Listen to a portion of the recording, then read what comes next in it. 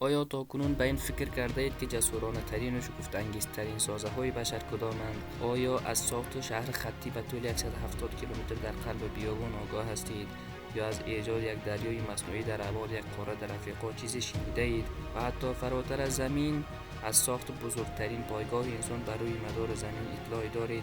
در نگاه نخست این سازه ها شباهت به داستان‌هایی دارند که در کتاب‌ها نوشته شده‌اند، اما واقعیت این است این ایده های باور نکردنی امروز به مرحله اجرا رسیدند. در این ویدیو نگاهی می‌اندازیم به بزرگترین و هیجان انگیزترین پروژه های تاریخ بشر که تا به حال ساخته شده‌اند. پروژه هایی که مرزهای فناوری، انجینیری و تخیل انسان‌ها را جابجا کردند. شماره 10: سد سه دره چین، بزرگترین سازه برق آبی جهان. سد سه دره چین با طول نزدیک به 2400 متر و ارتفاع 185 متر یکی از بزرگترین سازه‌هایی است که بشر تا امروز ساخته است. مخزن این سد توانایی ذخیره 39.3 میلیارد متر مکعب آب را دارد و در ساخت آن بیش از 27 میلیون متر مکعب کنکریت مصرف شده است. اعدادی که به تنهایی از بیشتر پروژه‌های هیدرولیکی جهان فراتر می‌روند. این سازه به هیچ تردیدی بزرگترین مجموعه تولید برق آبی روی زمین به شمار می‌رود. اما سد سه دره صرفاً یک نیروگاه نیست، بلکه یک ابر سیستم ملی است که همزمان کنترل سیلاب، تولید انرژی، کشتیرانی، انتقال آب و تنظیمات گسترده زیست محیطی را مدیریت می‌کند. سد سه دره بر بخش‌های بالایی و میانی دریای یانگتسه گسترده شده است، دریایی که قرنها به عنوان یکی از خروشان‌ترین و غیرقابل پیش‌بینی‌ترین سیستم‌های آبی جهان شناخته می‌شود. با ظرفیت نصب شده 22.5 میلیون کیلووات، 32 توربین عظیم جثه آن سالانه بیش از 100 میلیارد کیلووات ساعت برق تولید می‌کند. توانی که برای سالها رکورد جهانی تولید برق آبی در یک ایستگاه واحد را در اختیار دارد.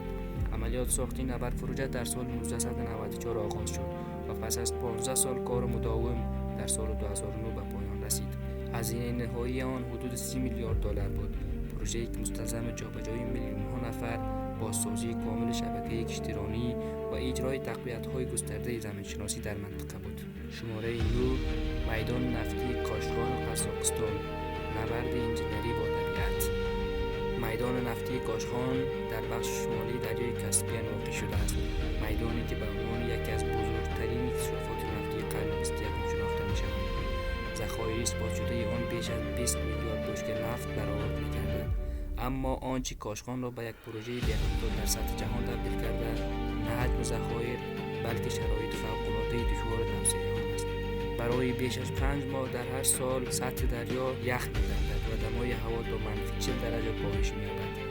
در این حال این میدان در آب‌های بسیار کم‌عمق با عمق کمتر از 4 متر قرار دارد، شرایطی که استفاده از سکوهای معمول همواره دریایی را عملاً غیرممکن می‌سازد. برای غلبه بر این محدودیت‌ها، انجینران مجبور بودند جسایر مصنوعی بسازند و آنها را به عنوان پایگاه‌های حفاری و تولید به کار گیرند.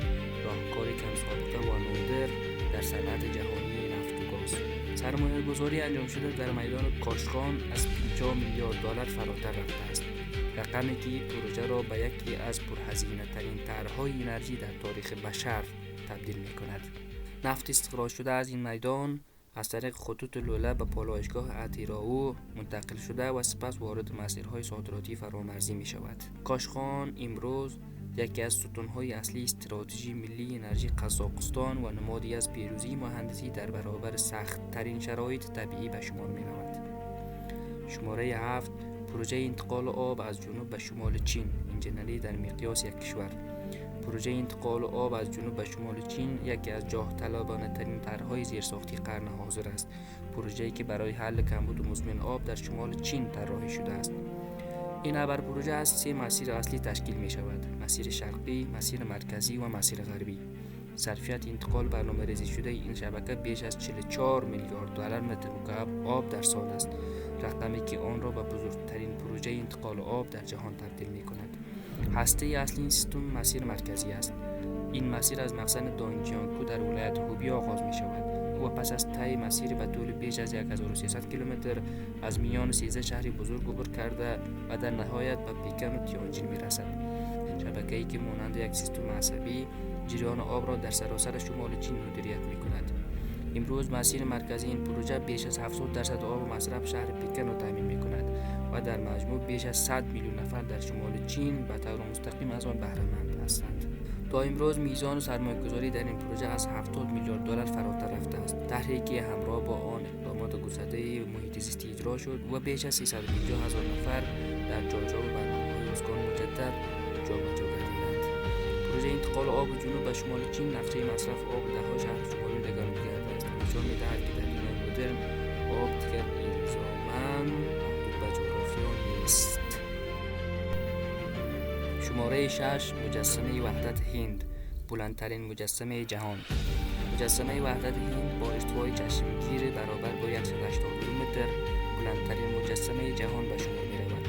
این سازه که شامل بیش از 240 متر ارتفاع کل با احتساب پایه است، 2 برابر بلندتر از مجسمه آزادی آمریکا و 3 برابر ارتفاع مجسمه مسیح ریو در برزیل است. این اثر بزرگ در ولایت گجرات هند در کرانه‌های دریای نرماندا قرار گرفته است و با یادبود رهبر استقلال هند سردار ولادیبایی پاتل ساخته شده است. پروژه ساخت این مجسمه در سال 2018 تکمیل شد و هزینه حدود 430 میلیون دلار در برداشت. ساختار آن شامل هسته بتونی چارچوب فولادی و رکش مسی است. برای ساخت این مجسمه بیش از 21,000 تن فولاد، 70,000 تن سیمان و 1,800 پنل مسی که در چین ساخته شده بودند استفاده شده است. 4 ستون اصلی درون سازه پایداری آن را تضمین می‌کند. این ستون‌ها به گونه‌ای طراحی شده‌اند که بتوانند بادهای شدید تا سرعت 60 دقیقه در ساعت و زمین لرزه‌های با قدرت 6.5 ریشتر را تحمل کنند. پایه این سازه موزه‌ای به همراه نمایشگاه‌های دیجیتال درباره زندگی پاتل و تاریخ استقلال هند را در خود جای داده است. ساخت این تندیس تنها در 42 ماه و با تلاش بیش از 30,000 مهندس و کارگر به پایان رسیده است. در اوج پروژه ترکیبی بی‌نظیر از مجسمه سازی، 30 سازه، ساخت سازه‌های بلند و نصب دقیق اجزا به نمایش گذاشته شد. یک شاهکار انجینری بی‌سابقه در تاریخ هند. شماره 5 میدان هوایی بین‌المللی کانسای ژاپن، نبردی پایدار با زمین و دریا. میدان هوایی بین‌المللی کانسای یکی از شگفت‌انگیزترین پروژه‌های انجینری جهان از روز نخست ساختش در حال فروریزش بوده است. این میدان هوایی به طور کامل بر روی یک جزیره مصنوعی در خلیج اوزاکا ساخته شده است. جزیره‌ای که 5 کیلومتر از ساحل فاصله دارد و مساحتی بیش از 10 کیلومتر مربع را در بر می‌گیرد. برای ایجاد این جزیره بیش از 230 میلیون متر مکعب خاکریز استفاده شد. این خاکریز از کوه‌ها استخراج و به دریا منتقل شد تا سطح بستر نرم دریا به صورت مصنوعی تثبیت گردد. ساخت این پروژه در سال 1987 آغاز شد و تنها 8 سال زمان صرف تثبیت لایه‌های خاک رأس نرم و ضخامت 60 متر شد. برای کاهش نشست زمین انجینران بیش از 90,000 ستون چینی را در بستر دریا کوبیدند و شیب‌های تقویت شده را که توسط رنزو پیانو طراحی شده بود اجرا کردند. این میدان هوایی دارای دو باند پرواز به طول 3500 متر و 4000 متر است و ترمینال آن با طول 1.7 کیلومتر طولانی ترین ساختمان فرودگاهی تک‌بنا در جهان به حساب می‌آید. فاز نخست این پروژه با هزینه حدود 20 میلیارد دلار در نزدیک به 10 سال ساخته شد. با وجود نشست مداوم جزیره، فرودگاه کانسای همچنان به طور کامل و بدون فعالیت می‌کند. این پروژه نمادی از نبرد بی‌پایان انجینری با زمین، دریا و نیروی جاذبه است. میدان هوایی که نمی‌تواند از فروریزش جلوگیری کند اما می‌آموزد چگونه آن را تحمل کند. شماره 4 دریای بزرگ مصنوعی لیبی، زندگی زیر صحرای بزرگ. وقتی نام صحرای بزرگ ساهارا به میان می‌آید، بیشتر مردم فقط به خشکسالی بی‌آبی فکر می‌کنند. اما در جنوب لیبی سیستمی ساخته شده که روزانه بیش از 6.5 میلیون لیتر آب به شهرهای ساحلی این کشور می‌رساند. دریای بزرگ مصنوعی لیبی در واقع یک دریا نیست، بلکه شبکه عظیم از خطوط لوله‌ای زیرزمینی به طول 4000 کیلومتر است. ساخت این پروژه از سال 1984 آغاز شد و در 5 فاز توسط شرکت‌های دولتی لیبی به اجرا درآمد. این شبکه از 4 سطوح اصلی آب زیرزمینی بهره می‌برد که مجموع ذخایر آنها حدود 30,000 میلیارد متر مکعب برآورد شده است. این شبکه بیش از 13,000 چاه عمیق، هر یک بیش از 300 متر دارای ایستگاه‌های پمپاژ، مخازن ذخیره و برج‌های کنترل است. آب از طریق خطوط لوله‌ای به قطر 4 متر منتقل می‌شود. هر لوله وزن حدود 80 تن دارد که در کارخانه‌ها پیش ساخته و در کانال‌ها به عمق حدود 7 متر نصب می‌شود. امروزه این شبکه بیش از 70% نیازهای آب مردم لیبی را برای مصارف شهری و کشاورزی تامین می‌کند.